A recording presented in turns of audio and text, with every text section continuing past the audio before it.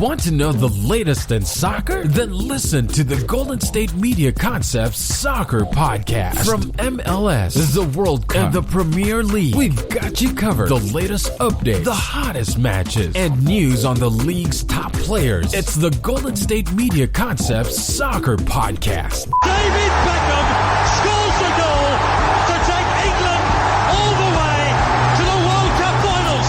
Listen now.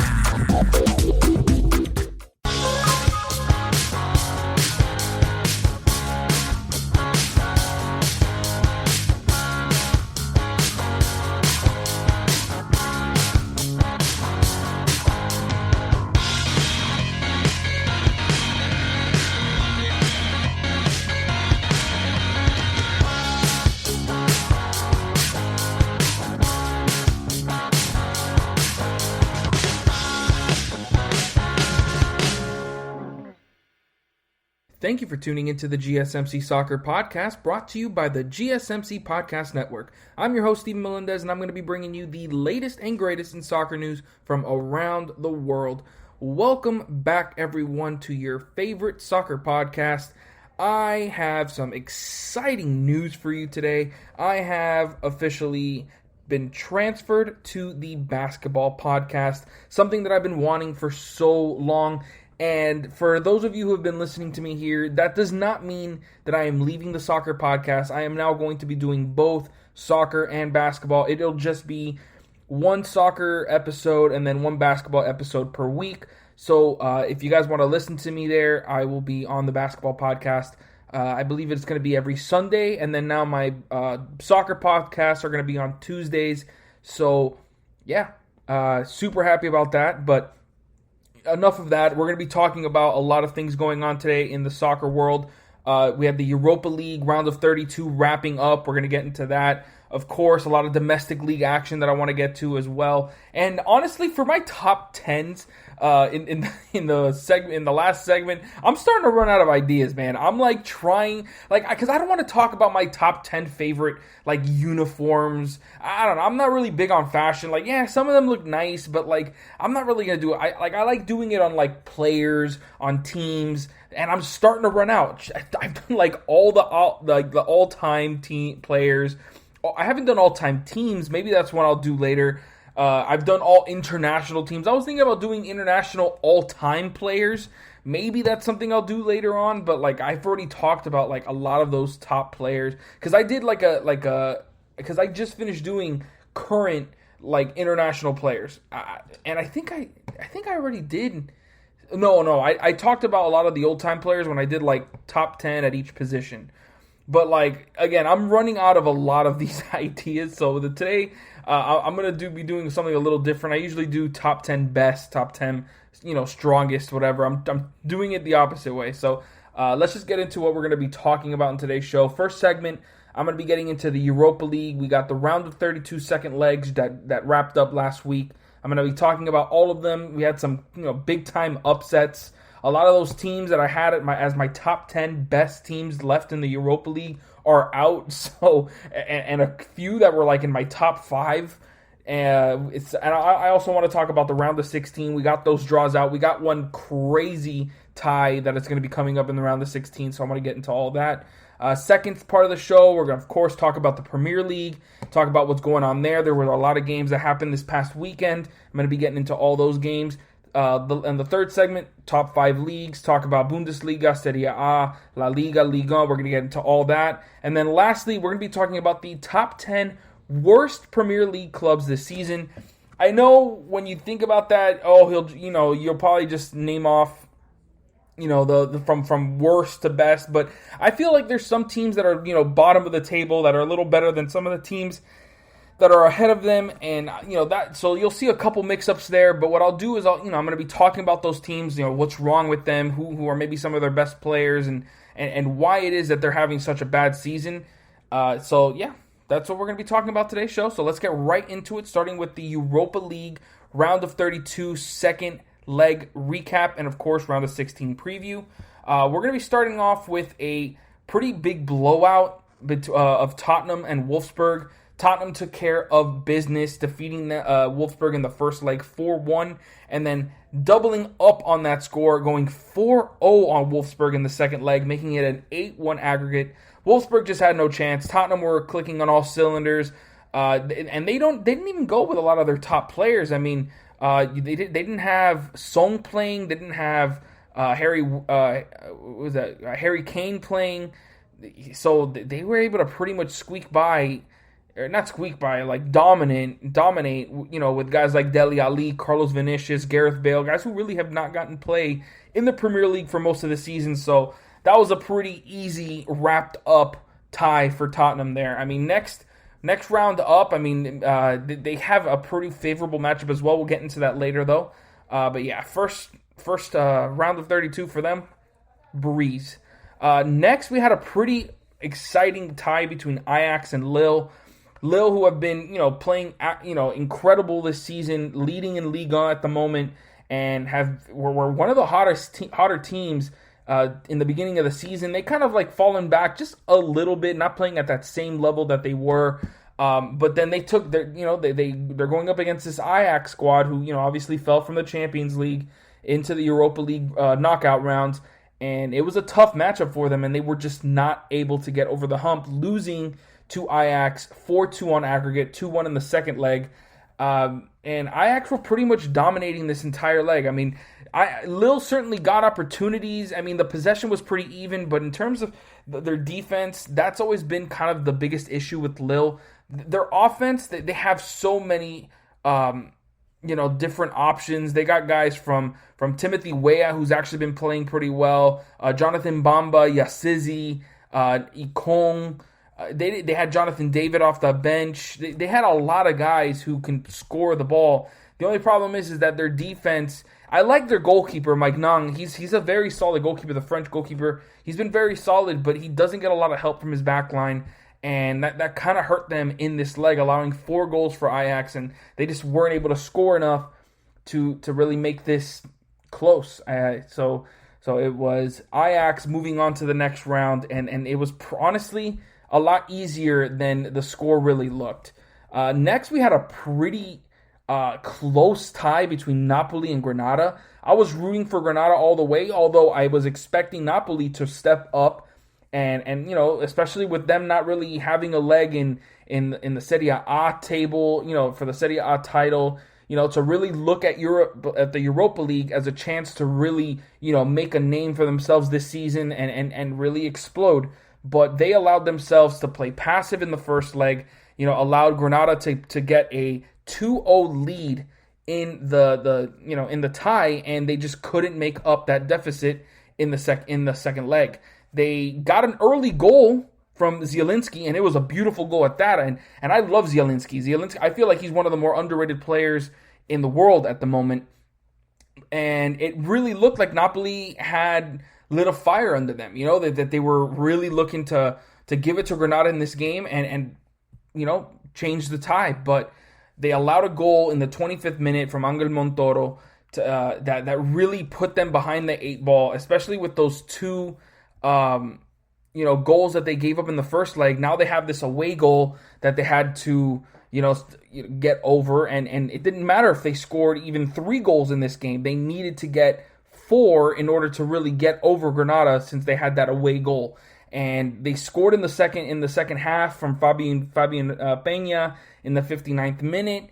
They had a few more opportunities, and I mean, they had 22 shots, 7 on target, 66% possession, so they were certainly dominating this game and making things very difficult for Granada. But, that early deficit from the first leg was just way too much for them to handle, or way too much for them to overcome. And Granada and their, Europa League dream continues as, this is their first season in European football, and they're making it into the round of 16 of the Europa League. Absolutely incredible from Granada, and I love it. I'm always rooting for those little clubs. Even though, yes, I'm a fan of PSG, and they're about as big as it gets, especially with all the money they get. I low-key root for some of these, lower tier clubs that, are just making it happen, and Granada are doing just that. I absolutely love what I'm seeing from them, and they are moving on to the round of 16. Next, we had Shakhtar Donetsk versus Maccabi Tel Aviv. And Maccabi Tel Aviv, even though they put up a very solid fight, they just did not have it going in either leg.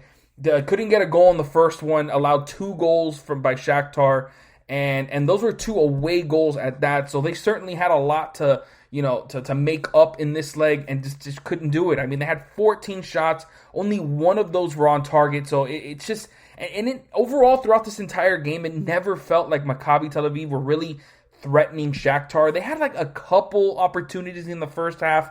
I will tell you what, I did feel bad for Tel Aviv because the one true threat that they had in that first half hit the post twice. First the woodwork, and then or what do you call it, the crossbar, and then after that the woodwork, the side post, and it just didn't go in, and that certainly took the sails out of Maccabi Tel Aviv. And when you look at that one shot on target in their 14 shots, they just did not have any serious threats against Shakhtar. And then it was eventually put to bed when Junior Moraes put in a 67th minute penalty to make it 1-0 and a 3-0 lead on aggregate. And there was no way Maccabi Tel Aviv were going to be able to come back on that. They certainly started getting a few chances late, and there was one late that they should have put home. I mean, it was already too little too late at this point. It was like in the 85th minute, but they had a chance to at least get a consolation goal, get something going, get their spirits up, and it was completely sailed over the goal. No chance of it going in. So it was just that kind of night for Maccabi Tel Aviv. And Shakhtar Donetsk, who, in my opinion, even though I didn't put them in my top 10, are one of those dark horse teams to, make it back to the semifinals, absolutely, because they made it there last year. They certainly have the quality in attack. Defensively, I don't feel like they're as good, but they certainly have a lot of players that can make it happen in attack, and against some of these teams in the competition, they can certainly, especially if they get some favorable draws, can certainly make it far once again. Next, we have a huge tie between Rangers and Antwerp. I was actually favoring Antwerp here, but that was before I saw Rangers and this ridiculous onslaught of goals that they were giving to them. I mean, first they won 4-3 in the first leg, and now they defeated them 5-2 in the second. And another thing, I don't know if this is like just known, but I don't really, keep track of the Scottish Premiership. But Stephen Gerrard is managing this Rangers team, and he certainly has them firing on all cylinders. They're usually better defensively in the Scottish Premiership. They don't get scored on very often, but obviously Antwerp did get 5 goals on them in this league, but it was nowhere near the 9 goals that the Rangers put up between both legs. And on top of that, 5 different players scored in this game for Rangers. Just goes to show you the amount of players that they have to throw at you and throw a bunch of different different sets at them. It was a very dominant game from the Rangers, and they're low-key looking like one of those underrated teams that can surprise a lot of people in this Europa League. Now heading into that round of 16, and I was really impressed what I saw from Antwerp from the group stage where they really battled with Tottenham to now obviously going 4-3 in that first leg. I thought they really battled, even though the Rangers certainly hit them on the mouth there. But then it was just a lot of mistakes in the back with that back line of Antwerp. Gave the Rangers opportunities that they weren't going to let pass by them, and they put 5 on their head. So Rangers now moving on to the round of 16, looking like one of the hotter teams, at least offensively, in the Europa League. Next we got Arsenal versus Benfica. This was drama all the way around. First leg, Arsenal had so many missed chances. It kind of felt like a tie that Arsenal just weren't going to be able to overcome, even though it was just 1-1. Arsenal were leading on aggregate because they got that away goal. So, certainly they had a lead, but it just, I don't know, there was just a feeling here, especially with the way Arsenal had been playing in the Premier League this season. They've been dominant in Europa League. In the group stage, they were great, but that first leg looked very skeptical. But, to start off this second leg, they looked very strong. Bukayo Saka just continues to improve day in and day out, giving a perfect through ball to Pierre-Emerick Aubameyang, who put a beautiful chip shot over the Benfica goalkeeper to score the opening goal in the 21st minute. Missed an easy chance in the first leg, but he was not going to let this go by. I mean, you give a world-class striker of Aubameyang's skills or of Aubameyang's quality, chances like that, and he's going to put them in more often than not. And but the thing is, after that goal, Benfica went on a run. They were able to get the equalizer from a beautiful free kick from Diego Goncalves in the 43rd minute. I mean, it couldn't have been placed any better other than maybe hitting one of the posts as it goes in. But there was absolutely no chance for Bernd Leno to stop that free kick, to give Benfica that equalizer. And, if it would have stayed like that, it would go to extra time. So huge goal for Benfica there. And then another goal to take a 2-1 lead and to get the 2 away goals there. Rafa Silva, I mean, poor pass back from Ceballos, who it looked like he had it. He could have easily just held onto it, but Rafa Silva read it perfectly, was on the ball first, got by Bernd Leno, and scored that second goal for Benfica. And at this point in the 61st minute, it really looked like a nightmare for Arsenal. And when I first saw this tie, I thought Benfica were really going to give Arsenal, a run for their money, and they certainly did that. 2-1 lead at this point. Arsenal, not even a goal would be fine for them. They needed to get 2 more goals to get over Benfica with them having those 2 away goals. And what do? Kieran Tierney in the 67th minute scores an amazing goal, solo goal. Kind of fakes out the defense, gets a little bit into the box, and then hits it to the opposite side of the goal to give Arsenal some hope there. Just 6 minutes after Rafa Silva scored the second goal for Benfica. And then late in the game, I mean, Arsenal were getting opportunities. They just weren't getting serious threats at goal.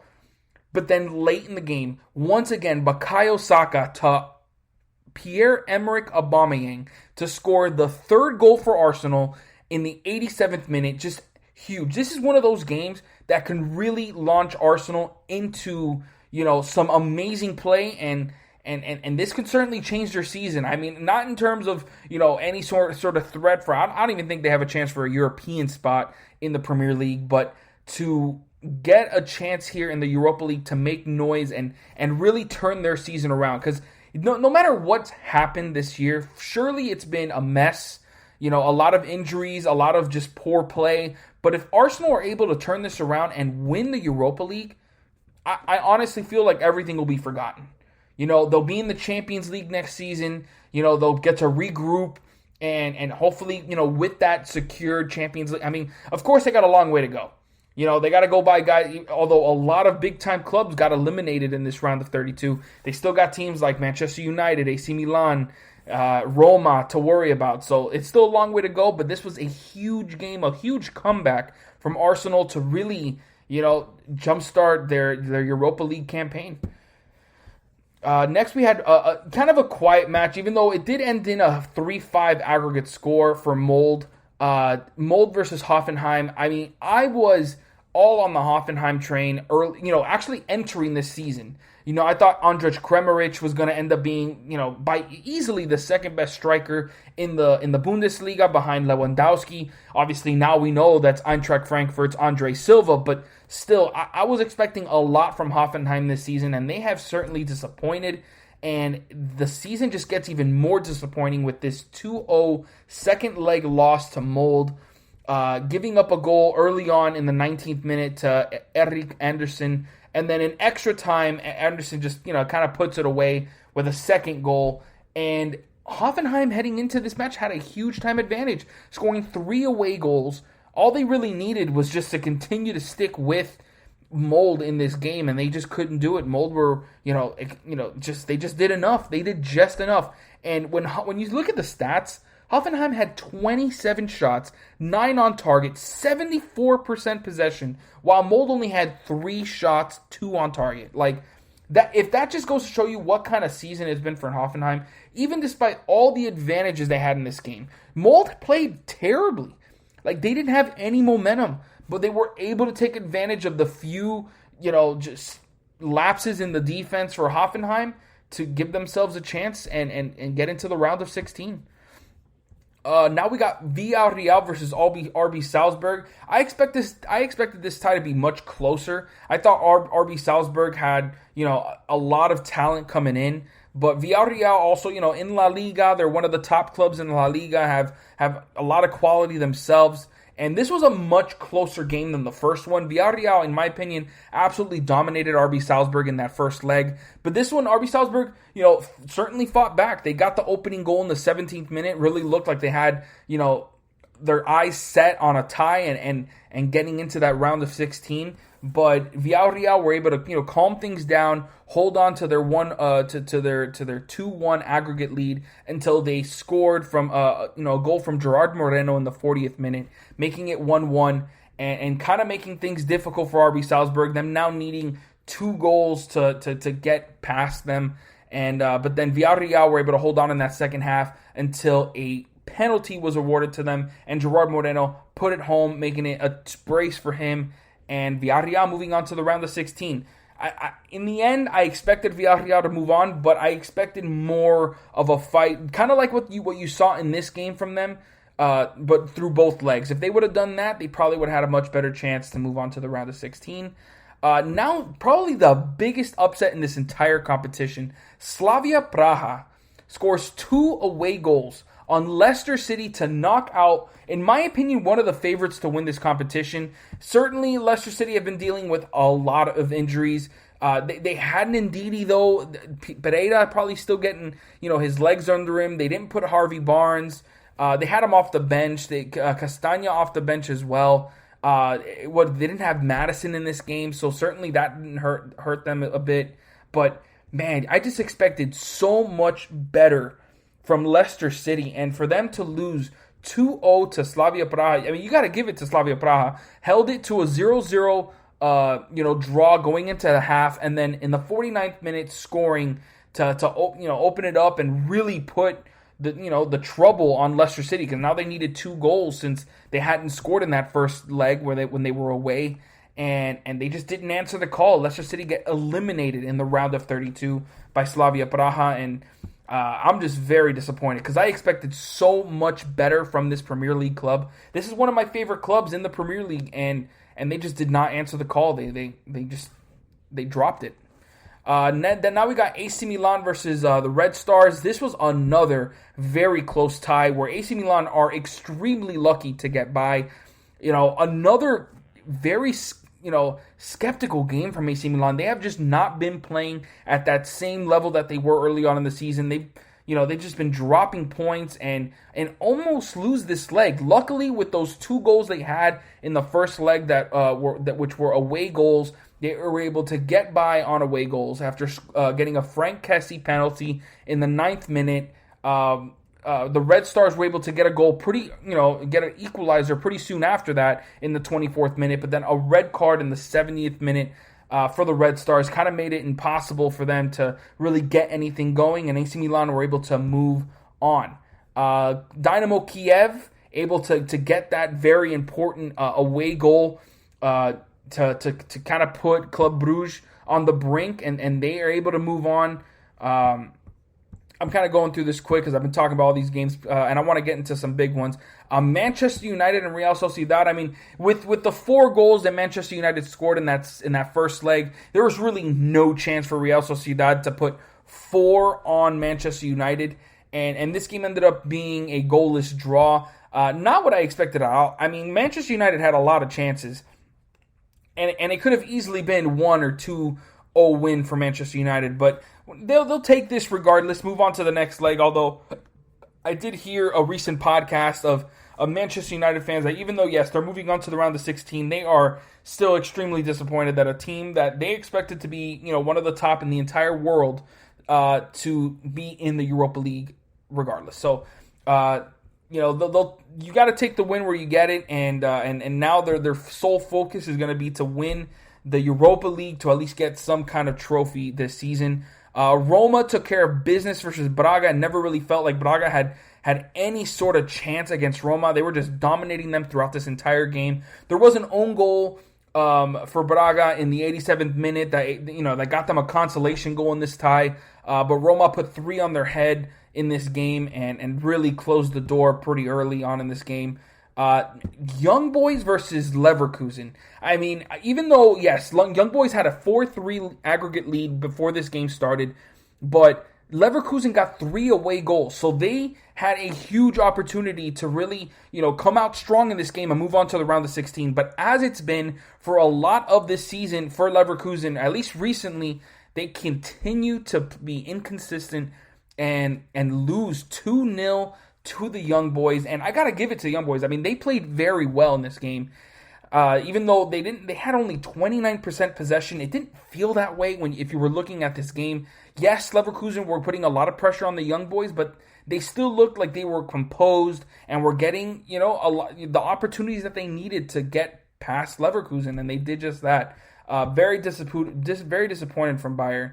Dynamo Zagreb wins against Krasnodar 1-0. Krasnodar, after losing in the Champions League, are now eliminated from the Europa League as well with a 4-2 aggregate score in favor of Dynamo Zagreb. And then lastly, PSV defeat Olympiacos 2-1 in the second leg, but a late goal from Olympiacos in the 88th minute gives them that crucial goal to lead them in the aggregate score, getting a 5-4 aggregate lead for Olympiacos. And I mean, what dramatic game this was.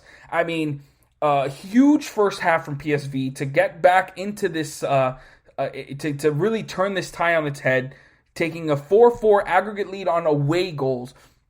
But then Olympiacos just continued to try to get the goal, and it wasn't until the end when the substitute Ahmed scored in the 88th minute, giving Olympiacos pretty much the lead for the rest of the tie, and they now move on to the round of 16. I don't have time to talk about the round of 16 preview, but I'll probably do that in my next show, so keep an eye out for that. But there are some big time ties coming up. Man United, Milan, Ajax, Young Boys is going to be exciting. Roma versus Shakhtar Donetsk, I think, is going to be very exciting as well. And even Arsenal Olympiacos has some excitement there as well. So I'm going to be talking about that in my next show. But for now, that's going to end this segment. Make sure you guys stick around because when I come back, I'm going to be talking about the Premier League right after this. Are you looking to get your college football fix? Looking to get the latest news on your favorite school's team? The GSMC College Football Podcast is your ticket to all things college football. Join us as we talk college football from the national championship, the college rivalries, the bowl game, to the Heisman Trophy. To which conference is the best? We've got you covered for the Big Ten, SEC, Big 12, the Pac-12, ACC, and everything in between. Download the GSMC College Football Podcast on iTunes, Stitcher, SoundCloud, Google Play, or anywhere you find podcasts. Just type GSMC in the search bar.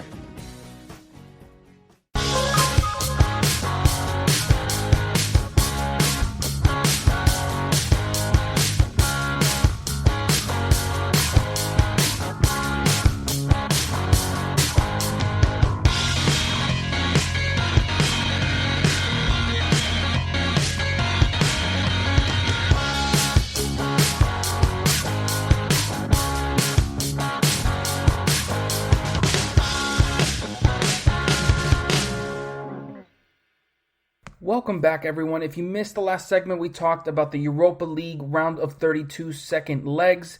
Of course, we talked about the ties overall, and then I quickly talked about some of the round of 16 matchups we got. But I will go into more detail, kind of like a round of 16 Europa League preview in my next soccer show. But now we're going to be talking about the Premier League, talk about some of the games that happened this past weekend, and, of course, give you a little update on the table. So let's get right into it, starting with Man City versus West Ham. I know I'm probably starting with the game of the week here, But I don't know. I just love this game so much. I thought it was super exciting. West Ham comes into this game as, obviously the surprise of the entire season. Man City enters this game as the hottest team in the entire world right now, having won 13 straight Premier League games. I mean, that is just absolutely unbelievable and has given them such a lead in the table of this Premier League season that it's pretty much a done deal that Man City is going to be winning the Premier League title. But you start this game off with some pretty decent chances from West Ham. It's also same thing for Man City. Both teams were, doing pretty well offensively, although they both only had 3 shots on target in this one. So there wasn't a lot of attacking, but the opportunities were certainly there. It's just in terms of them bringing their shooting boots, that's a question, that probably has to be raised. But the crazy thing is that Man City in this game, yes, their defense has been what has pretty much carried them throughout this entire season. Something that has not been said about a Man City team for pretty much as long as I can remember, really. As long as I've been a soccer fan, it has been Man City's offense that has gotten the most praise. But now Man City's defense has been, the biggest thing about them this year. And it's insane that both of their center backs are the ones that scored in this game. First, Ruben Diaz scores a 30th minute header from I'm talking about pinpoint accurate cross from Kevin De Bruyne. I mean, are we surprised at this point? I mean, this man, Kevin De Bruyne, is an absolute magician with the ball. It just still just blows my mind the way he's able to just find the space, and even with him being probably like 40 yards out, to just be able to find the head of Ruben Diaz on the run, just perfectly placed, where the West Ham goalkeeper, who it wasn't Fabianski today, it was, I believe, what was his name? It was Randolph. Only his second Premier League start, so obviously he doesn't have a lot of experience this year, or a lot of run in the Premier League. But still, it's almost an impossible situation for a goalkeeper to know whether to go out or not, because, I mean, it was just a perfect cross. And it gave Man City that early 1-0 lead, even with West Ham getting opportunities, Jesse Lingard playing, great and being one of the, biggest comeback players this year after being in a nightmare of a run at Manchester United. This loan move has done wonders for Jesse Lingard.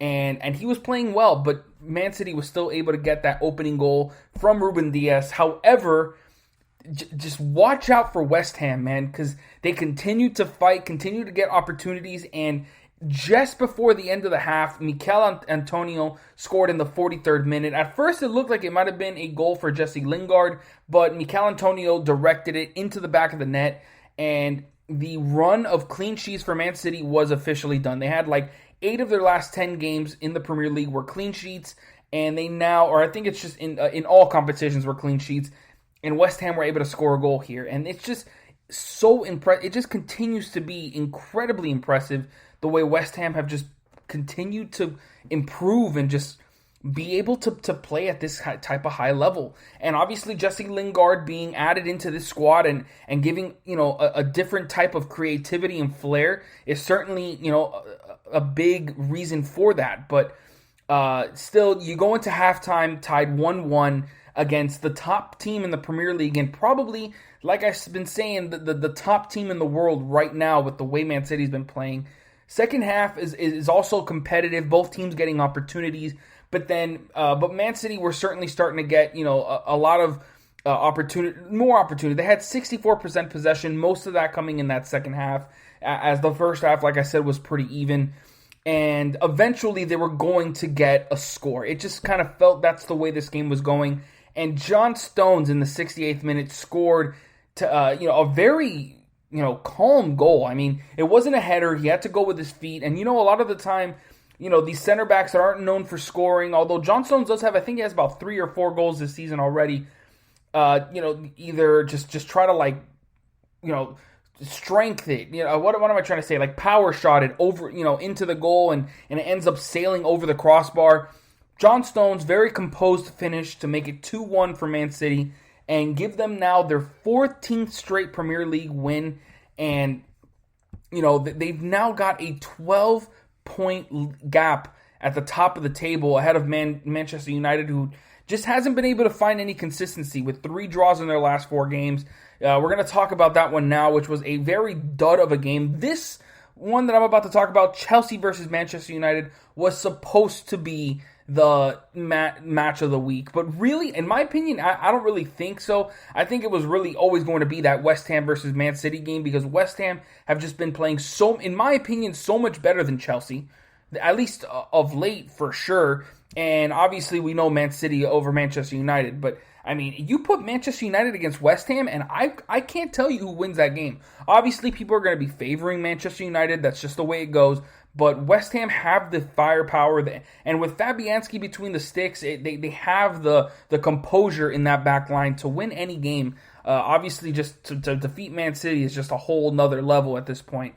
But regardless, we're going to go to that Chelsea-Manchester United game, a super dud game. A goalless draw here. I mean, both teams have opportunities. Chelsea had a few more in my, all in all, but it was still just not what you would expect from a Chelsea-Manchester United game. There were some great saves from both goalkeepers, Edouard Mendy and David De Gea. De Gea specifically, I mean, Ziyech had an easy goal, one that you would bet time and time again for it to go into the back of the net. But David De Gea, man, just had his hand out, was able to find the reflexes to get his hand in the way and stop that goal from going in. And then there were some nice blocks. I mean, overall, you got to credit the defense in some way for both teams. But man, that attack just for Chelsea, it just looks, forced. Like Giroud almost had a few shots on target, but it just wasn't his night. The Manchester United defenders were causing a lot of problems for him, making it difficult for him to get clear shots at goal. And honestly, for Manchester United, it really never felt like they had serious threats against Chelsea, other than one where Mendy kind of couldn't see where the ball was coming from, but he was still able to get in the way and save it. That was one of his really good saves in the game. But just all in all, this game was very disappointing. I expected a lot more. But really, I mean, the way Man United have played, yes, Chelsea under Tuchel have been much better, but this seems like a reasonable, result for the way these two teams have played of late. Let's see, Tottenham versus Burnley. Tottenham, finally, getting a very solid game from Gareth Bale in the Premier League. He gets a brace. First, he scores in the 2nd minute, then in the 55th minute to make it the 4-0 scoreline. Burnley just not able to really muster up any sort of threat. They had 10 shots, but only 3 of those were on target. Tottenham were much more, effective in attack, had 16 shots, 7 on target. They got a goal from Harry Kane and Lucas Moura as well, who Lucas Moura has been playing much better since the start of the season. And you also got to credit that defense. I mean, just overall, this was a great game from Tottenham, and one that they definitely needed. I mean, Burnley's defense has been pretty poor this season, or is it? I mean, actually, no, it's the attack that's been very poor for Burnley, and it kind of showed in this game. It didn't really felt like they had any sort of chance to really score on Tottenham, and by halftime, this game was over. It was already 3-0, and Tottenham were on their way to 3 points. So that was a pretty easy game for them. Arsenal versus Leicester City. I was actually very excited to see what was going to happen in this game.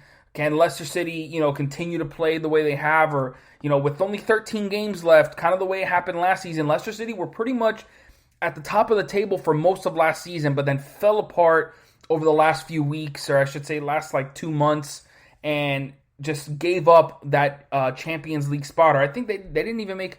They did make a Europa League spot, but they missed out on that Champions League spot because of a very bad stretch of form over the last 2 months of last season. So could they, muster up some good, results? And this was not a good start to that. Arsenal, even though they started off great, Yuri Tillemans with an excellent run down the right side, and no Arsenal defender picking him up, and he scores a pretty easy goal, even though, not everyone can score that type of goal. It was still poor defending from Arsenal. Nobody picked up Tillemans, and he opened up the scoring for Leicester City, but that was as good as the day would get for them, as David Luiz in the 39th minute scored a beautifully diving header from a very well taken set piece from Arsenal to kind of fake out Leicester City. It was in a pretty tough spot for them to defend. I'll give them that, but still, David Luiz diving header to tie it up, and then Alexander Lacazette right before the half scores a penalty to give Arsenal a 2-1 lead, and pretty much all that momentum heading into the second half. And they took that momentum in stride, as in the 52nd minute, Nicolas Pepe scored to make it 3-1 for Arsenal. And I'll tell you what, man, the addition of what's his kid's name? He came off the bench, but Martin Odegaard, huge addition on loan for Arsenal. Martin Odegaard has just been excellent. I mean, he's not going to score goals in a big way, but I mean, just the composure when he's got the ball, around a lot of opponents and a lot of defenders is something that Arsenal really did not have this season. I mean, Willian early on, you were kind of hoping he was going to be able to be that guy, but he certainly has not lived up to the hype. And there's really no one who's got those ball skills like, obviously Kevin De Bruyne doesn't grow on trees, but Kevin De Bruyne for Manchester City, Bruno Fernandes for Manchester United, even a guy like Mason Mount, and I guess it would be that would be about it for Chelsea. But still, a lot of these top teams have guys that can get the ball around a lot of players and make the right decision with it, whether it's a pass or a score. And Martin Odegaard, obviously, he prefers to make that pass, and he made a beautiful one to Willian that really cut open the defense. And then it pretty much at that point, it was just an easy tapping score for Pepe after it found him right in front of the goal. So Arsenal, big time win for them to get a 3-1 result against Leicester City. Obviously, the way they've been playing of late after a pretty strong stretch, I believe it was like last month. They've now got 2 wins in the last 3 games. They need to continue to play at this level if they want any sort of chance to get a Europa League spot. I don't think it's going to be possible because, they're 7 points out of 5th place behind Chelsea. They're 6 points behind Liverpool. Do I expect Arsenal to outplay Liverpool or even Everton by 6 points up until, from this point on in the season? Absolutely not. So, I just don't see any way Arsenal can really get back. But just to feel better about themselves. Because, after the way they started off this season, to be where they are now, 10th place, I guess it's not terrible. But, obviously going into the season, a lot of people were feeling very good about Arsenal, especially the way they finished last season. And it's just been an absolute mess for them. So, but still a great 3-1 win for them. Next, I got Newcastle versus Wolves. And it just continues to be the same thing from Wolverhampton. Just poor consistency. They just never seem to really put together a good run of form throughout this season, even though they are, I believe, what are they in? They're in 12th place right now. And yeah, they got 3 wins in their last 5 games. But this game against Newcastle, you're expected to win this game. And they just did not put together a strong enough performance. Newcastle outshot on target them. The possession was pretty even. The pass accuracy was in Newcastle's favor. It was all leaning in the favor of Newcastle, and that shouldn't happen when you got the quality that the Wolves have.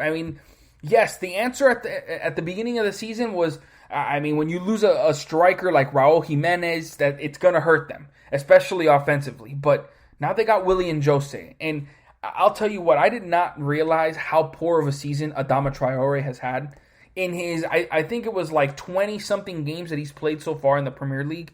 He's got 0 goals and 0 assists. And, after the season that he had last year where people were talking big about him, he should be in the Spanish national team. He's an up-and-coming player. His pace, it's game-changing. But, he has done little to nothing for Wolves this season. And that is obviously a huge part of why they have been so inconsistent.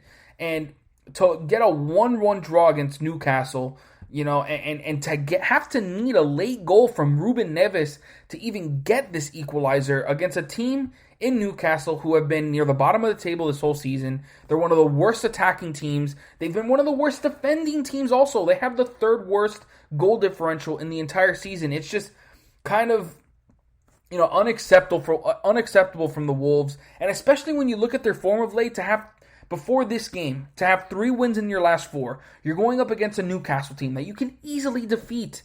and to drop the ball, it's just that's kind of been the story for the Wolves season all year, and I'm really just not surprised. Next, we have Aston Villa versus Leeds United. This had a lot of, I was just very excited for this one. This had a great game written all over it. But, with Leeds United kind of, exploding onto the scene, being, near mid-table after getting after being a newly promoted side, adding a lot of players to their squad, and Aston Villa being one of those mid-table squads as well, even though they were doing very well earlier on in the season. They've kind of hit a bit of a wall of late, but Aston Villa were able to get the win here with an early goal from El Ghazi in the 5th minute, and that was really all they needed to get the win over Leeds United. And Leeds United had chances. I mean, they had 13 shots in this game. They even had 70% possession, so they were pretty much dominating and controlling the momentum of this game. They just weren't able to really put any sort of threat on Aston Villa's goal in the throughout this game. Only 3 shots on target. And, really a lot of it can be Martinez. The way he's been playing between the sticks for Aston Villa this season has been very good. But and also with Aston Villa being without their star player, it's just it really tells you a lot about this Aston Villa team, who can still put together a very solid form of play even without their star player.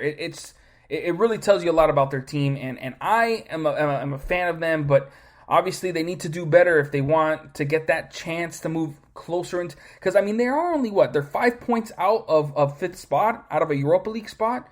It's incredible. Who would have thought this late into the season, with a game in hand, they'd be tied with Tottenham in points, just 4 points behind Liverpool and Everton. Obviously nobody expected Liverpool to be this low in the table, but still, it's just been a huge season for them. Obviously, Jack Grealish, they're going to need him back as soon as possible, but still, it's still been a pretty productive season from them. What else we had? Liverpool finally winning a game. It only took them to have to take on the worst team in the entire Premier League, or the team in the bottom of the Premier League in Sheffield United, to get that win, and it took them an own goal at that, but still, a win's a win for Liverpool. They got to find a way to turn around this season, and they didn't even look that dominant. Even though they had a lot of chances, in total they had 16 shots, 8 on target.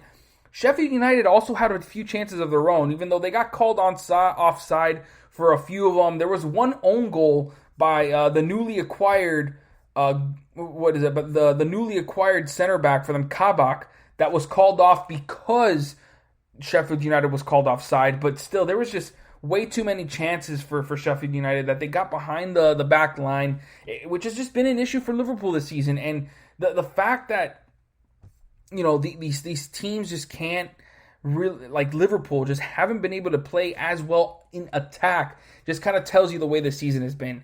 And the reason that own goal was called is because it was set up perfectly by Firmino. The way he was able to just get by multiple defenders and then score. It obviously ended up calling an own goal because his shot was off target, but still he was able to create that and make that chance possible, to make it 2-0 for Liverpool and give them a little bit of insurance, in the 65th minute. But it's still just been a very, very tough season for Liverpool. They should be absolutely dominating Sheffield United.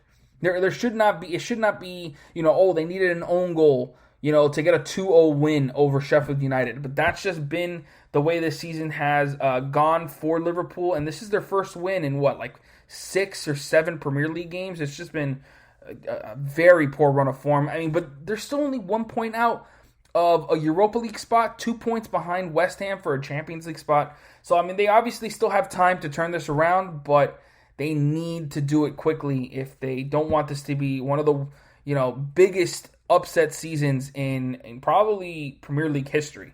Because I'm telling you, almost everybody had them winning this season, or at least had them, going head-to-head with Man City for most of this season. And at this point, they're 19 points away from Man City at this point of the season. So, just a very, very down year for them.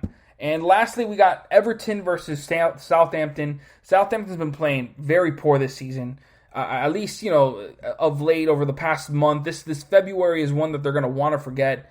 And Everton, even though they haven't been able to find that consistency they had early on in the season, they're still sticking in there and getting results. They got a 1-0 win over Southampton. Richarlison scored in the 9th minute to give his team the lead. However, that was the only shot on target they had the entire game. And really, this was just a display of poor attack from both teams. They both combined to have only 2 shots on target in this entire game. And it was surprising that there was even a goal. But the Everton will obviously take it. Richarlison will take it, and they get 3 points. And I'm very crucial 3 points at that, as they now, stick pace with Liverpool and Chelsea, who are just above them. And that now makes it 2 wins in a row for Everton. So big results for them, and they stay at least within striking distance of one of those European spots. But that's going to wrap it up for this segment. Make sure you guys stick around, because when I come back, I'm going to be talking about the other top 5 leagues. Of course, talking about the games, the table. So make sure you guys stick around right after this. Tired of searching the vast jungle of podcasts? Now listen close and hear this out. There's a podcast network that covers just about everything that you've been searching. Hey! The Golden State Media Concepts Podcast Network is here. Nothing less than a podcast bliss with endless hours of podcast coverage. From news, sports, music, fashion, cooking, entertainment, fantasy, football, and so much more. So stop lurking around and go straight out to the Golden State Media Concepts Podcast Network. Guaranteed to fill that podcast itch.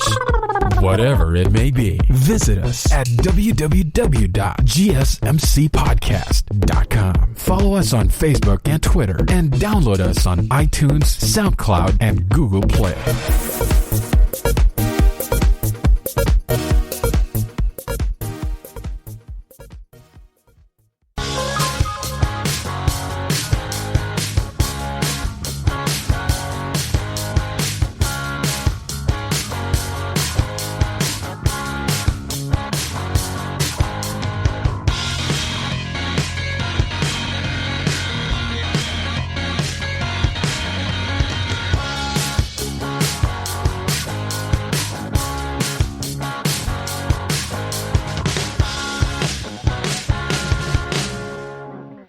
Welcome back, everyone. If you missed the last segment, we talked about the Premier League, talked about all the games that happened this past weekend, and discussed the table as Manchester City just continue to build that gap at the top of the table and are pretty much running away with that Premier League title. And now we're going to be talking about the other top 5 leagues, doing the same thing, talking about the games that happened this past weekend and discussing what they mean for the league title races. So let's just get right into it, starting with the Bundesliga. We had a lot of the top teams winning, one of them not getting the results that they wanted. So let's start with Werder Bremen versus Eintracht Frankfurt, where, Frankfurt have been probably one of the hotter teams in the entire Bundesliga, have clearly found the form that they, that any team would want at the moment. And a lot of that has to do with probably the second best, easily the second best striker in the Bundesliga in Andre Silva. And he got on the score sheet once again with, I believe it was like his 20th goal of the season in the 9th minute, a beautiful header that opened up the scoring for them.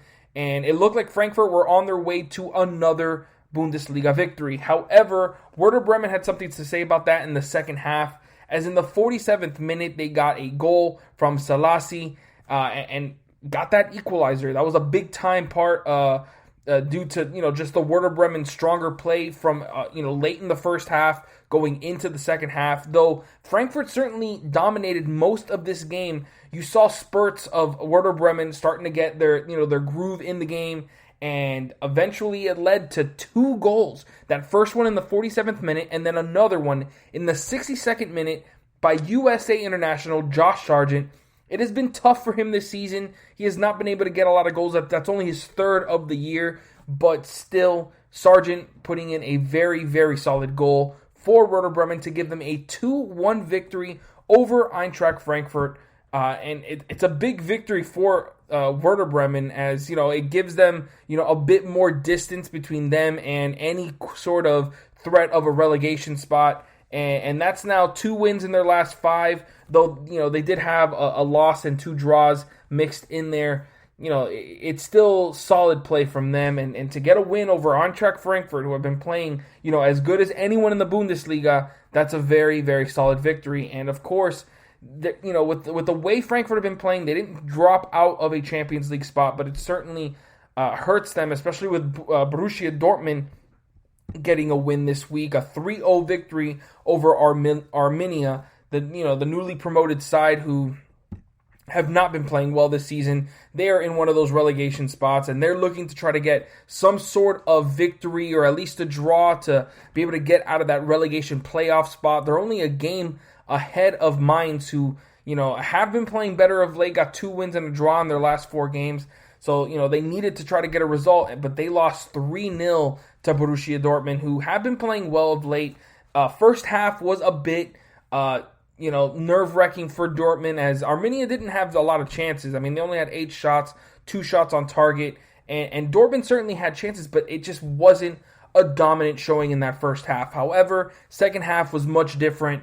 Mohamed Dahoud in the 48th minute scored his first Bundesliga goal in over 2 years, and to give Dortmund that 1-0 lead. And then you had Jadon Sancho scoring a penalty in the 58th, and then Rainier Carvalho, the loanee from Real Madrid, scoring his first goal for Borussia Dortmund with a beautiful pass from Erling Haaland. And that's one of the reasons why I love Erling Haaland. That opportunity, he could have easily tried to go for goal, but he recognized that his teammate had a much easier shot, gave it to him to give Dortmund that 3-0 lead, and a very crucial 3 points as they try to get one of those top European spots. At the moment, they're at 5th with 2 wins in a row now, 3 in their last 5. They need to continue to play at the level they have over the last 2 games in order to catch Frankfurt and maybe even Wolfsburg for one of those top 4 spots. Next, we have Stuttgart absolutely dominating Schalke 5-1. 4 different players scoring for Stuttgart. Schalke, they made a couple moves in that January transfer window, bringing in some veteran defenders like Sead Kolasinac and Mustafi, but it seems to not really have made much of a difference. Matthew Hoppe, the USA international, not really getting into the game and getting a lot of goals, scoring opportunities since his very strong start, and it's just been a rough going for Schalke, and they are easily at the bottom of the Bundesliga and are probably counting down the days until they move on to Bundesliga 2, because with just 9 points in 23 matches, it has been a very, very tough year for them. I mean, you look at the way they've been playing, 61 goals allowed, 16 goals scored. That's a negative 45 goal differential, by far the worst in the Bundesliga. I mean, even the Arminia and Mainz, who are in 16th and 17th place, combined don't have a worse goal differential than Schalke. I mean, that just goes to show the type of season Schalke have had. It was easy to see that coming this season, but at the same time, to see it be that bad, it's still incredible to see.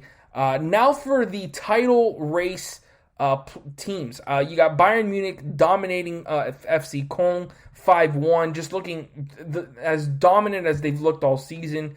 Choupo-Moting gets a goal in the 18th minute. Robert Lewandowski gets a brace. Gnabry gets a late brace as well. There was a bit of a mix-up in defense for Bayern Munich that allowed Köln to get a 49th minute goal to bring it within 1. But Bayern still took care of business and easily got a 5-1 win. RB Leipzig had a easily the game of the week here in the Bundesliga. Mönchengladbach got off to a strong start, a 2-0 start in the first 20 minutes of the game. A penalty for Hoffmann, a very solid goal from Thuram in the 19th minute. Honestly, all in all, it was poor defense from RB Leipzig. They looked completely out of it in the first half, but then the second half was a completely different team. Christopher Nkunku got a goal in the 57th minute. Beautiful strike. Yusuf Poulsen, another beautiful strike from outside the box. Hit the post as it went in. And then late in the game, in extra time, Alexander Sorloth scored to give RB Leipzig a 3-2 win and an incredible comeback. and one that they certainly needed to keep pace with Bayern Munich. They're still only 2 points behind them. They've gotten 5 wins in a row, and they're looking very, very good. But this was a game that they needed and they got, and could certainly be the game of the season for them if they end up to go and upset Bayern Munich for the Bundesliga title. And lastly, I got Wolfsburg. Wolfsburg getting a 2-0 win over Hertha Berlin, just continuing to play the way that they have all season. Strong defensively, but in attack, it's still a bit of a struggle for them, but they still get the 2-0 win and continue to stay at the top of the Premier League of the Bundesliga table with 4 wins and a draw in their last 5 games. Only 5 points behind RB Leipzig, 7 behind Bayern. It is a little bit tight behind them, only 3 points ahead of Frankfurt, 6 ahead of Dortmund, so they need to continue to play the way they have if they want to hold on to one of those Champions League spots. But it is getting very exciting in the Bundesliga. Honestly, not what I was expecting. I thought a couple weeks ago, I thought Bayern Munich were going to run away with this title. But a loss and a draw, and it's now a title race. And obviously with Dortmund having their struggles, Leverkusen just continuing to struggle, which I didn't even talk about them. They lost 2-1 to SC Freiburg and are now 3 points from, SC Freiburg are now just 3 points behind Leverkusen. It's been a very, very poor run of form for Leverkusen. Now getting eliminated, they've already been eliminated from the DFB Pokal Cup. They've been eliminated from the Europa League, and now to lose in the Bundesliga consistently and just not have any sort of, consistent run of form, it has been very, very poor from Leverkusen. So that's going to be it for the Bundesliga. Let's move on to Serie A, where we had, a lot of the bigger teams, taking care of business. You had Inter Milan defeating Genoa 3-0, and Lukaku looking like an absolute superstar. He's making a case for being probably the second best striker in the entire world right now. With his combination, I say this all the time, but of strength, athleticism, goal-scoring prowess, and even passing ability, he is an absolute superstar and gets Inter Milan going every single game. And he had his hands all over this 3-0 win over Genoa to continue to stay at the top of the table.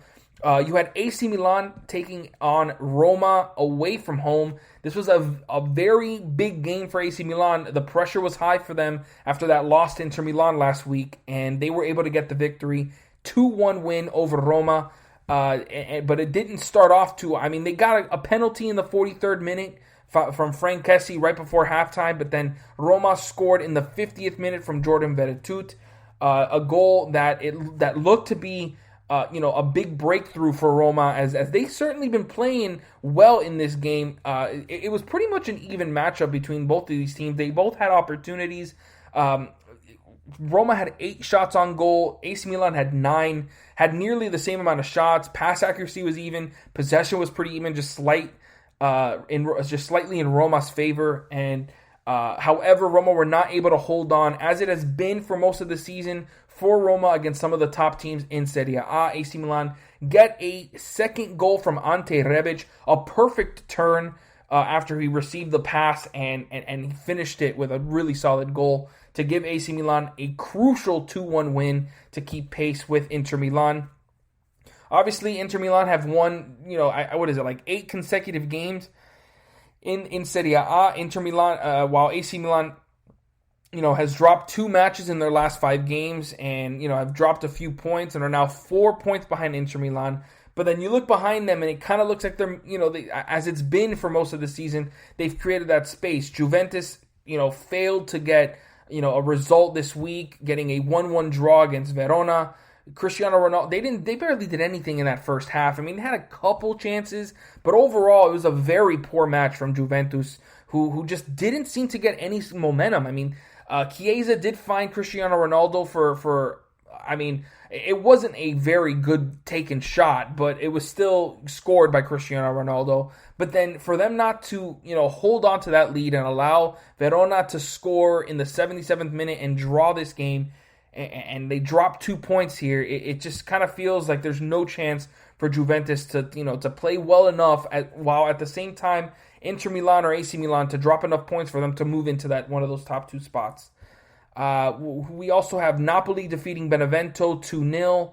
Koulibaly picked up a red card in the 81st minute, but at that point it was already a 2-0 win for Napoli. So they were able to take care of business and get the win. Lazio dropped a big-time game against Bologna 2-0.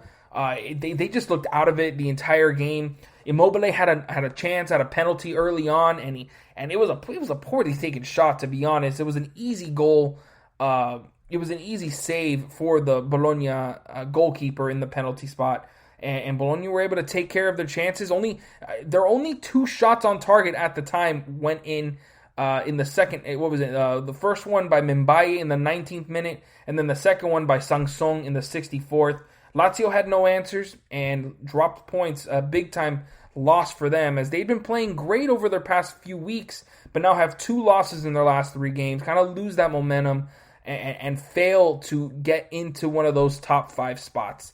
While Atalanta now get their 3rd win in a row with a 2-0 win over Sampdoria. Big time win for them. They get a goal from Robin Gosens in the 70th minute. Another one from Malinovsky in the 40th minute. Big time win for Atalanta, who had been struggling with getting momentum and just some consistency throughout this season, especially with having to deal with one of their main players in Papu Gomez leaving them over the January transfer window. But they've certainly kind of picked it up a bit, got 3 straight wins, and are in one of those Champions League spots. Big for them. And they're also tied in points with Juventus. So, if they continue to play the way they have, maybe they can make a run for one of those top 3 spots. Now let's move on to La Liga, where we had a big-time game between Real Madrid and Real Sociedad. Anybody would have put money on Real Madrid winning this game, as Real Sociedad just, even though they have been playing a little bit better of late, coming off 3 straight wins, Real Madrid have been playing just as good, if not better, and are at the top of the table, have a chance for the title, with Atletico Madrid dropping points of late. So obviously they have all the what's the word I'm trying to think of? All the reason to try as hard as they can and come out with a victory here, but they just squandered all of their chances. They had about 20 shots in this game. Yes, they had 20 shots.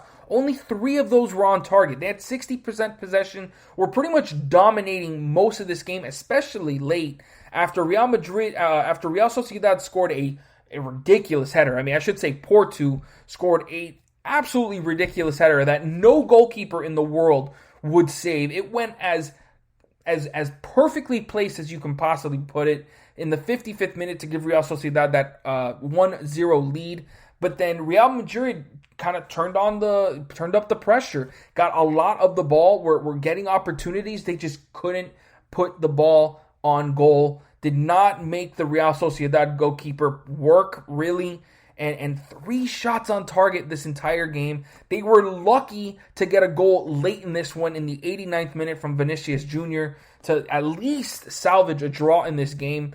But man, this is a hugely missed opportunity for Real Madrid to at least get within, 2 points of Atletico Madrid? No, of 3 points. Even though Atletico Madrid still have a game in hand, it's just, you can't be dropping points this late into the season when Atletico Madrid are giving you an opportunity to get back into the title race.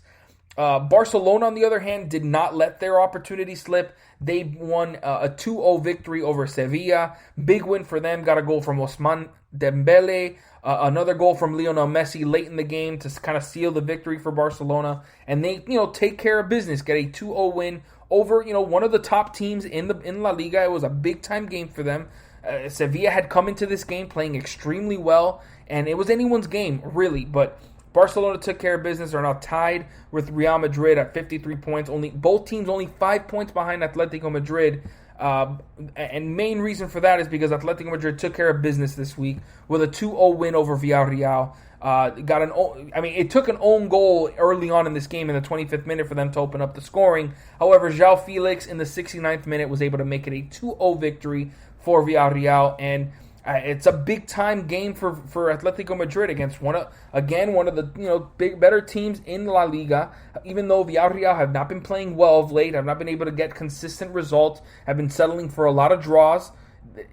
It's still a big win, especially with before this game, Atletico Madrid were coming into it with 2 draws and a loss in their last 4 games. They needed to get back to their winning ways, to stay at the top of the table. Because like I had been saying all season long, this has been Atletico Madrid's title-winning season to lose. So, big win for them, and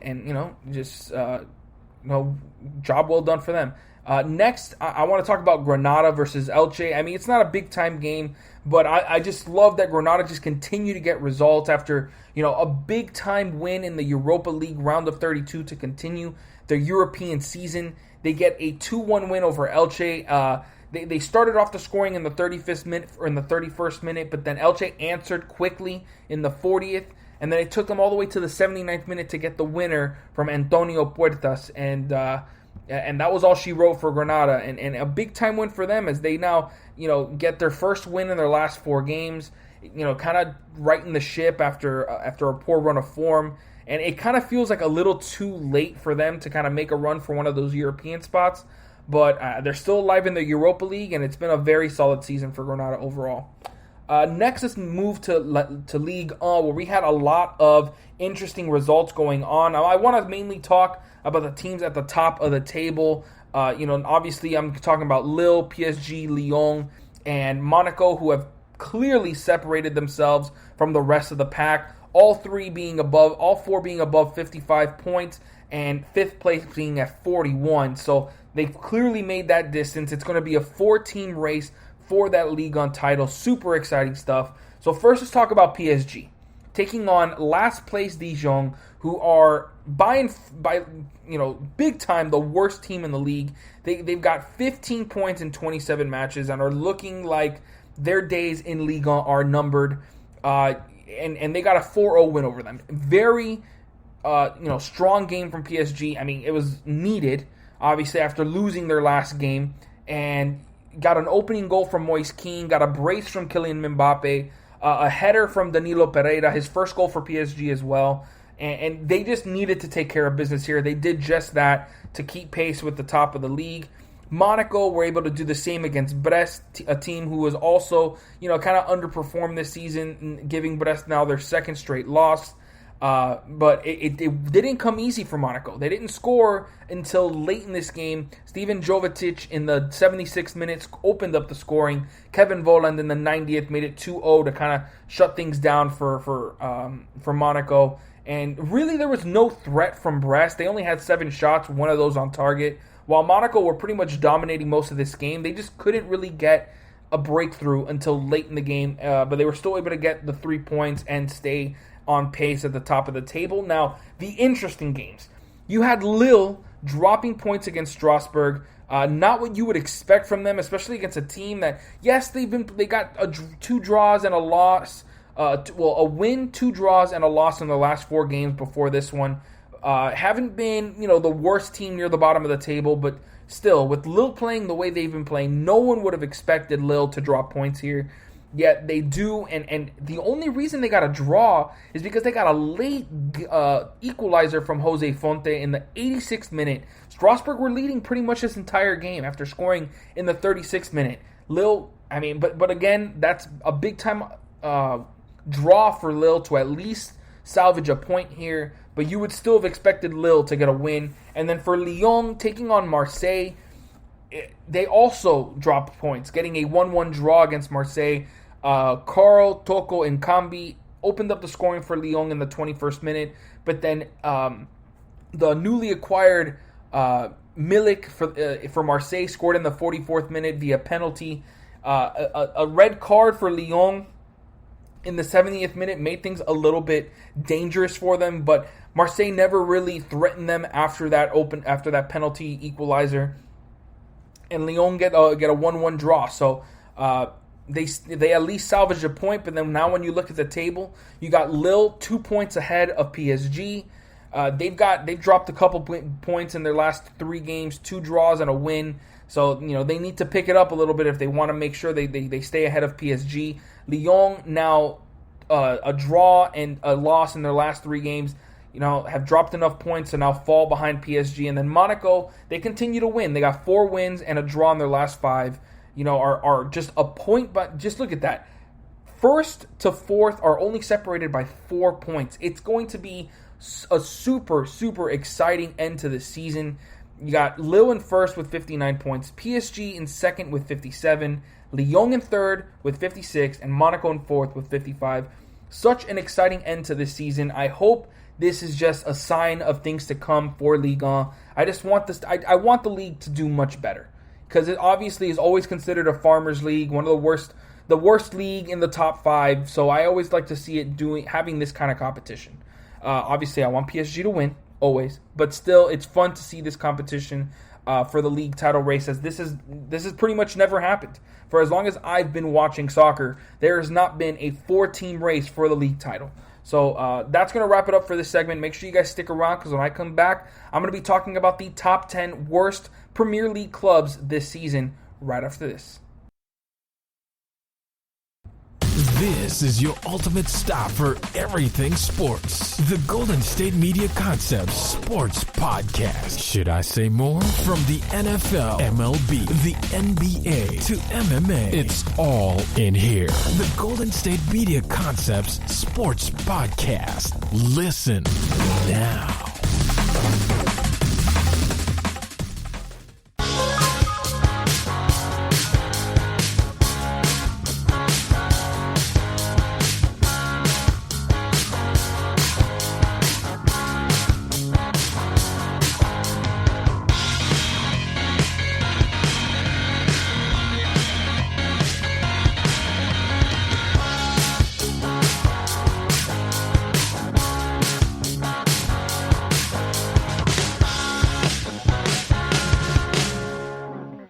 Welcome back, everyone. If you missed the last segment, we talked about the top 5 leagues, discussed all the games that happened this past weekend, and of course, what happened with the table, as all of the league title races are heating up as we're reaching that final stretch of the season. And now we're going to be talking about the top 10 worst Premier League clubs this season. Obviously, the Premier League season has been, a very exciting one. Manchester City have really been pulling away. But then when you look at the bottom of the table, you see a lot of teams kind of mixed in there. One that has been, started off probably record worst start to the season. But they've kind of picked it up a little bit. Obviously, I'm talking Sheffield United. You have some that are kind of in a good run of form, but then others that have just kind of dropped so much that they've actually made it onto this list. So we're going to be getting into all those. And I know you guys are probably thinking this is going to be a list of teams from literally 11th to 20th, from 10 to 1. That's not the way I'm doing it. I'm just going off how I feel about the teams, in which yes, I'm obviously considering the way those teams have played of late, but I'm also considering their expectations coming into the season and how they've performed since then. So let's get right into it, starting with number 10. I got Leeds United, and I'm a Leeds United fan. I love the way that Leeds United play. They got a pretty solid attacking, style. The only thing is that their defense is extremely poor. It's not league worst, but they do allow about 1.7 goals per game. They have 53 goals, 43 goals scored. It's just not enough to overcome their lack of defense. And like I said, I love what I'm seeing from Patrick Bamford. He's obviously shown that the Premier League is not too much for him, and he can be a very solid striker in the English top flight. But he needs more help from guys like Helder Costa, Rodrigo, the record signing for the club. Need to be better. I like Jack Harrison as well. He certainly helps. Klitsch, the other midfielder, he's been good. Raphael, he's been an excellent piece as well. But even though it's looking like he's maybe I'm thinking about a different guy, but I'm pretty sure that's the one who's going to be maybe moving on to Liverpool, or at least there's been links to him there. But overall, this season's just been it's been a very inconsistent season. The way that they started off the year was extremely exciting. They obviously had that crazy game against Liverpool that they lost, where it was 4-3. And then, obviously they lost pretty early in the EFL Cup, which was pretty disappointing. But then, they got some wins over teams like Fulham, Sheffield United, Aston Villa, They couldn't beat teams like Leicester City, Wolves. They got a draw against Manchester City early on in the season when City were still trying to figure things out. But the start of the season was decent from them. But they have obviously hit a wall. I've had some decent run of, form in some games where they got like 3 wins and 4. They had that a couple times, but, now they got 3 losses in their last 4 games, and it's just been a very inconsistent season from Leeds United. I do expect them to kind of, reinforce the roster. Hopefully you see a little bit more from guys like Helder Costa and Rodrigo next season. I also have to mention Stuart Dallas, who has been a very solid player for them as well. But it all starts with Patrick Bamford. He is, the star player and needs to lead by example, which he has this season. And at 27 years old, he's still, a very young. He's not super young, but he's not, getting up there in age where you got to think about replacing him. So decent start to the season for them, and you just need to see more from them. But that's why they come in at number 10. They're not the worst, but they're obviously not near the best either. Next, we have at number 9, we have Southampton. Now, I know Southampton have been playing extremely poor. Like their defense has been terrible. Their offense has not been able to pretty much do anything of late. But I still think that they are, they're a mid-table club. You obviously got a lot of strength on this team. You got James Ward-Prowse. I like their back line of John Banderik, Vestergaard, Ryan Bertrand, Kyle Walker-Peters. Like, that's a solid back line. That's something you can work off of. Obviously, between the sticks, it could be a lot better. Alex McCarthy, a 63.1 save percentage, 7 clean sheets, and 24 appearances. You can do a lot better than that, so maybe they look to get an addition at that spot. But you also got to look at their attack. It's just not been the same as it was last season. James Ward-Prowse has certainly helped. 5 goals, 5 assists. Che Adams has kind of gotten into the groove. 4 goals, 4 assists. You want to see a little more there. But the one where you want to see more from is Danny Ings. 8 goals in his 20 appearances. Nowhere near the kind of form he was in last season. And obviously, he at 28 years old, you don't expect him to hit any kind of drought in his play. So you got to see more there. They did add Takumi Minamino, and he does have 2 goals in his 4 appearances so far this season. They did only add him on loan, though, so I don't know if they're going to be able to have him for next season. Maybe they try to work on, an extension on that loan. But I just think that this team has so much talent. They can easily be a, top half of the club, top half of the table type of team. They just have not been playing with that kind of consistency. The offense has certainly not been there this season, and that's why they're, playing this poor. And Theo Walcott was a guy that they added. I believe it was in the early on in the season, or I think it was on loan. I don't remember 100%, but he started off the season super well. He looked to have a big time positive influence on the team, but then since that strong start, he just has not been playing with that same kind of ability, and maybe he just needs to find. Maybe he needs to start a new season and he'll play better next year, but they need more from him as well. And that's a big reason why their offense or their attack has just not been good this season. I still don't think they're, any worse than the 9th worst team in the Premier League. I think they can be off this list next season, but they just need to show more. Danny Ings needs to show more. So I just expect a lot more from Southampton. At number 8, I have Wolverhampton Wanderers, or, you can just call them the Wolves. And this, to me, is the most disappointing team. I mean, I guess you can put Arsenal up there since they're like barely, top half of the table. They're pretty much mid-table. But there's no way that Arsenal were going to be on this list. They just have too much talent. It's just been a very poor, inconsistent season for them. But you look at this team, they also have a bunch of talent. I love their goalkeeper, Rui Patricio. That's a very solid goalkeeper. Their captain, Connor Cody, has been a very solid defender between, in that back line.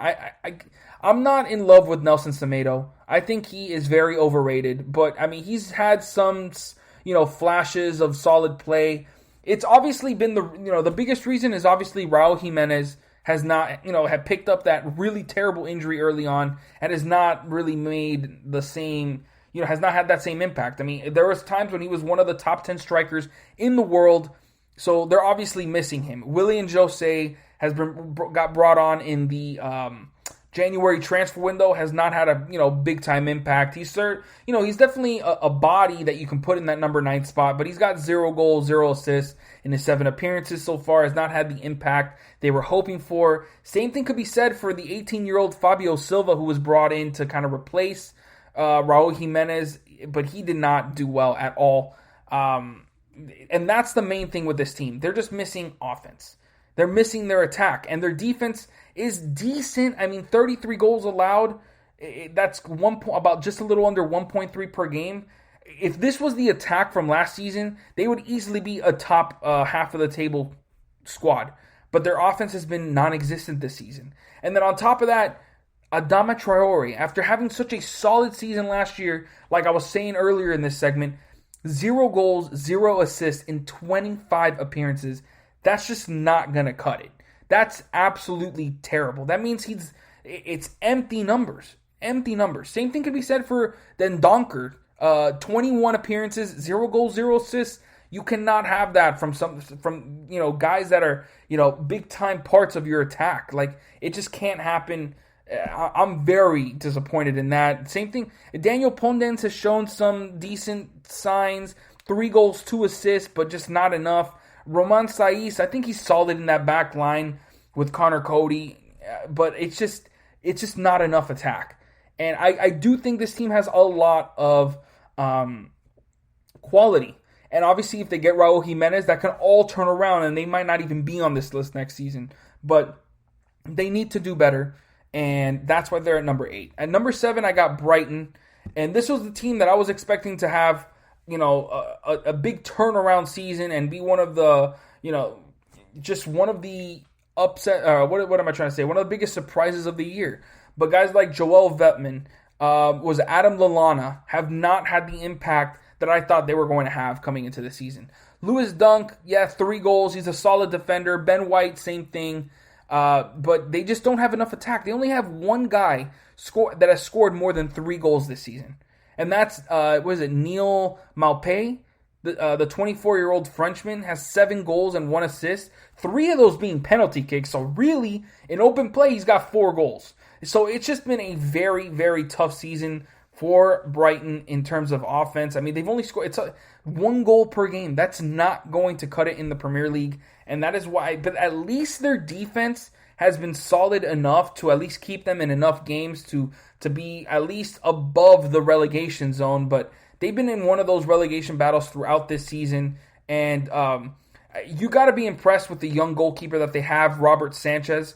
At first they went with Matthew Ryan, but now he's no longer with the club. I believe he moved to Arsenal. But Robert Sanchez has stepped up in a big way. He's got a 73.3 save percentage in his 15 matches played, and also 6 clean sheets. So he's been solid. And at 23 years old, he's a goalkeeper that Brighton can build around. So they have a decent foundation. They just need to add more, creative players into this attack to really, pose any sort of threat as they move forward. They got guys that can set up players. I mean, Leandro Trossard has 4 assists. Pascal Grob has 4 assists as well. So, they got a lot, and they have a few other players that have at least 1 assist this season, but they just need more. And that's the biggest reason why they're 7th on this list. At number 6, we have Crystal Palace. Obviously, they have a star in Wilfried Zaha, but he's an inconsistent star. Not really does much except, he's a very quick player. He, can get a lot of scores. I mean, he's just very inconsistent, and I feel like he needs a move away from Crystal Palace. It has been needed for a long time, but, with Andros Townsend, you got some decent players. I just feel like this team is really lacking in quality. I mean, I like Jordan Ayew a little bit, but it's just, they just don't have enough. I don't feel like they have enough quality to really hang with most of the teams in the Premier League. And yes, they're 13th, but their run of form of late has not been good. I mean, they have 2 wins in their last 5 games, 2 losses, so it's better than some of the other teams on this list. But their defense has been poor, 43 goals allowed, and their offense has just not been good enough. 29 goals scored, and when you have a guy like Wilfried Zaha, you need to score more than that. He's only got, 9 goals this season in 19 appearances. And obviously, with 19 appearances, he's not staying on the field, consistently enough to get goals. It's just, you need to see more from this team. And I just don't think they have enough quality. So that's why they're at 6. And number 5, I've got Burnley. Very poor squad. Almost no attacking power on this team whatsoever. They're actually, I believe, they're the worst attacking team in this entire league. They have, just ahead of Sheffield United. They're at 18. They have 18 goals scored in 26 appearances, compared to Sheffield United who have 15. So just by, just a hair, they have the second most least goals scored. But it's just been poor. I mean, Chris Wood had some decent games early on in the season, hasn't been able to score consistently at all, but they were certainly relying on him to be a goal scorer for them. He's got 4 goals in 21 appearances. Ashley Westwood, a goal and 2 assists in 26 appearances. Dwight McNeil, a goal and 3 assists. Let's see, Ashley Barnes has shown some decent run of form during some parts of the season, but he's only got 3 goals in 18 appearances. I like their back line. I do like Ben Mee. Nick Pope in that goalkeeping spot, he's pretty solid. Even 78.3 save percentage, 9 clean sheets and 25 starts. So he's been a decent player. But really, Nick Pope is the best thing on this team. And certainly it's helped them in some games. He's really one of the main reasons they're not in a relegation spot. Him and that back line. At least 34 goals allowed in 26 games is not terrible. 1.3 goals allowed per game. There's a lot worse than that in the league. But the attack just lets them down time and time again, and that's why they come in at 5th. At number 4, Fulham. I'm actually very surprised Fulham is not lower on this list for me. Their attack is not good. Their defense has certainly been able to keep them in games. And specifically, Alphonse Areola has had a very solid season. He's at a 77.6 save percentage and 8 clean sheets in 25 games. Has been a revelation for Fulham. He does have some mistakes. Trust me, I remember from his PSG days, he was not, the most sound keeper, but he's got great reflexes and is consistent. He's got, I believe in their 26 games, he's played 25 of them. So, he's a big reason why they haven't, been worse than what they could have been. They're in solid form right now, 2 wins and 3 draws in their last 5 games, trying to crawl out of that relegation zone, only 3 points behind Brighton and Newcastle. But at the same time, they just have not been able to score with any sort of consistency. Bobby Reed has the most goals on this team with 5. Behind him, you have Ademola Lookman with 4 goals and 3 assists. After that, you got 3 guys scoring. You got Ivan Carvalheiro with 3 goals.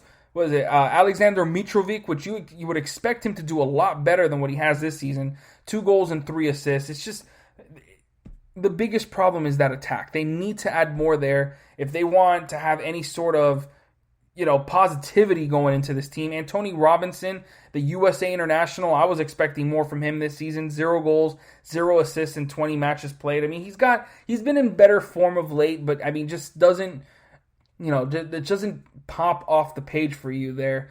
Ruben Loftus-Cheek has certainly been a good addition to this team and has changed things for them, but he just hasn't been able to get those, those stats that you would really, count on the page. He's got 1 goal, 0 assists in 20 appearances, but he's certainly a solid addition for this team. I also like Kenny Tete, the fullback, but it's just not been a decent, attack throughout this season. They just haven't been able to put it all together. Maybe next season they'll be better if they can stay in the Premier League, but they just need to add a few more players, maybe an actual number 9 that can get goals for them on a regular basis. So that's why Fulham come in at number 4. At number 3, I got Newcastle. They do have some decent. Honestly, I would probably put Newcastle at number 4, but they've just been so poor in defense. Their attack has been mediocre at best. They do get carried heavily by Callum Wilson, 10 goals and 5 assists. But after that, there is a huge, huge drop. The Paraguayan Miguel Almiron, 4 goals and 1 assist, has been very inconsistent this season. Jamal Lewis, the defender, has been inconsistent. I expected so much more for Alain Saint-Maxime. 2 goals and 3 assists in 16 appearances. He had shown some big-time signs like a year or 2 ago, but has just not been able to show it at all. Jolinto, 20 appearances, 1 goal, 2 assists. It's been a very big-time struggle for this team offensively outside of Caleb Wilson. And defensively, it's a pretty big mess as well. So that's why they came in at number 3. At number 2, I got Sheffield United. I know they are by far the worst team in the Premier League and are most likely, if not, no, for sure, they're going to be sent down to the Championship. I know that. But with the way they've played of late, I enjoy it. I think Aaron Ramsdale at the goalkeeping spot is very solid. I think they're going to be favorites in the Championship next season if they can add a few more pieces, at least, especially in attack. David McGoldrick is pretty much like the only offensive threat on that team.